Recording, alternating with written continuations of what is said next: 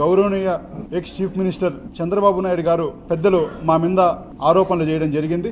చంద్రగిరి నియోజకవర్గంలో సుమారు 1,00,000 పైన దొంగోట్లున్నాయని చెప్పి పెద్దల ఆరోపణలు చేయడం జరిగింది. నిజంగానే ఆరోపణలు చూసినప్పుడు చాలా బాధ అనిపించింది. ఎందుకంటే చంద్రబాబు నాయుడు గారు మా తాత వయసు, చంద్రబాబు నాయుడు గారు ఒకే కలిసి చదువుకున్న వాళ్ళు. నాకు నిజంగానే పెద్దలంటే గౌరవం ఉండేది.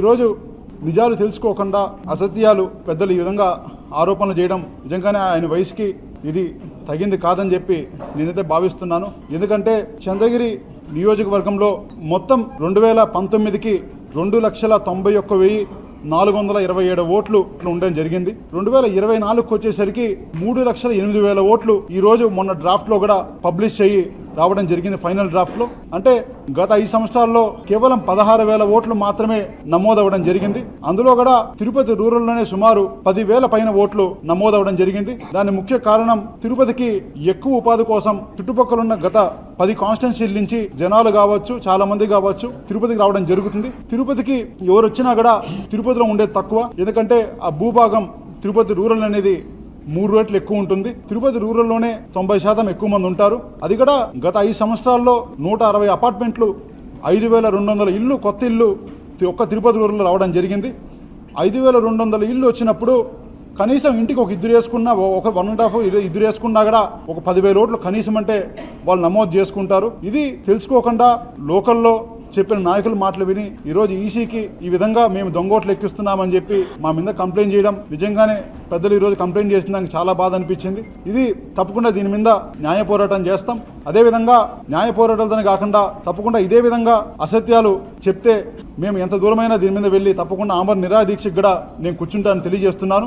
ముఖ్యంగా ఇంకొక ముఖ్యమైన విషయం చెప్పాలి. ఏంటంటే నాన్నగారు 2019లో ఆ రోజు ఉన్న ఓటర్ లిస్ట్, ఆ రోజు గౌరవ చంద్రబాబు నాయుడు గారు ముఖ్యమంత్రిగా ఉన్నప్పుడు ఓటర్ లిస్ట్ లోనే వాళ్ళు తయారు చేసిన ఓటర్ లిస్ట్ లోనే 43,000 పైగా ఓట్లతో గెలవడం జరిగింది. ఈ రోజు గత 5 సంవత్సరాల్లో నాన్నగారు చేసిన మంచి కావచ్చు, మేము ప్రజలకున్న దగ్గరగా ఉండే సంబంధాలు కావచ్చు, గత 5 సంవత్సరాల్లో ఒక కోవిడ్ సమయంలో కావచ్చు, ఒక వరదలు వస్తాయి కావచ్చు, ఇంటింటికి మనం సహాయం చేయడం కావచ్చు, పెళ్లి కానుకలు ఇవ్వడం కావచ్చు, అంటే వ్యక్తిగతంగా చేయడం కావచ్చు, కొన్ని కోట్లు పెట్టి నియోజకవర్గాల్లో ప్రతి ఊరికి డెవలప్మెంట్ చేయడం కావచ్చు, మా జగనన్న చేసిన సంక్షేమ పథకాలు కావచ్చు, ఇవన్నీ కూడా మమ్మల్ని గెలిపిస్తాయని నేను బలమంగా విశ్వసిస్తున్నాను.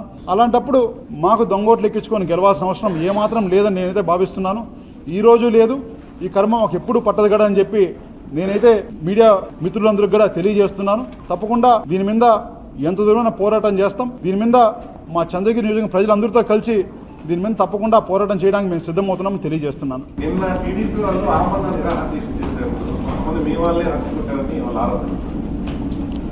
నిజంగానే నేను ఆ విషయం నేను బాధపడాలి. ఎందుకంటే 2023 సెప్టెంబర్లో ఒక 3 నుంచి 4 రోజులు టైంలో 14,400 ఫామ్ 7లు అంటే ఇక్కడ ఓట్లు డిలీట్ చేయాలని చెప్పి ఒక దొంగ పేర్లతో ఎవరో ఒక స్వీడన్లో ఉంటారు, అమెరికాలో ఉంటారు, ఆస్ట్రేలియాలో ఉంటారు, చిత్తూరులో ఉంటారు, లేకపోతే బెంగళూరులో ఉంటారు, వాళ్ళ పేర్లంతా పెట్టుకొని ఒక 50 పేర్లు పెట్టుకొని సుమారు 14,000 ఓట్లు డిలీట్ చేయమని చెప్పి వాళ్ళు ఫామ్ 7 అఫీషియల్గా అప్లై చేయడం జరిగింది. అప్లై చేయడంతో పాటు మేమే అప్లై చేశామని చెప్పి అధికారులకు అందరికీ కూడా ధైర్యంగా వెళ్ళి మేము అప్లై చేసాం, మీరు డిలీట్ చేయమని కూడా వాళ్ళు చెప్పడం జరిగింది. మేము ఆ రోజు చాలా బాధ ఉన్నాం. ఎందుకంటే 14,000 ఓట్లు అంటే సుమారు ఒక్కొక్క పంచాయతీకి 140 ఓట్లు, 140 ఓట్లు ఒక పంచాయతీకి మీరు తీసేయాలని చెప్పి మీరు అప్లికేషన్ ఇవ్వడం అంటే దాన్ని ఏమంటారో అది మీరే ఒకసారి ఆలోచించాలి. అది ఒక్కసారి వెరిఫై చేస్తే 90% దాంట్లో ఫేక్ ఉన్నాయి. అంటే 90% మీరు డిలీట్ చేయమని దాంట్లో అన్ని కూడా మీరు తప్పుడు ఫామ్ 7 అప్లై చేశారని చెప్పి తేలుతా ఉంది. అధికారులంతా కూడా ప్రతి ఒక్కదాన్ని వెరిఫై చేశారు. ఇవంతా తప్పని కూడా వాళ్ళు ఆ రోజు నిర్ధారించి అన్ని కూడా పక్కన పెట్టడం జరిగింది. దీని మీద కూడా మేము 6 మండలాల పోలీస్ స్టేషన్స్ కూడా కంప్లైంట్ ఇవ్వడం జరిగింది.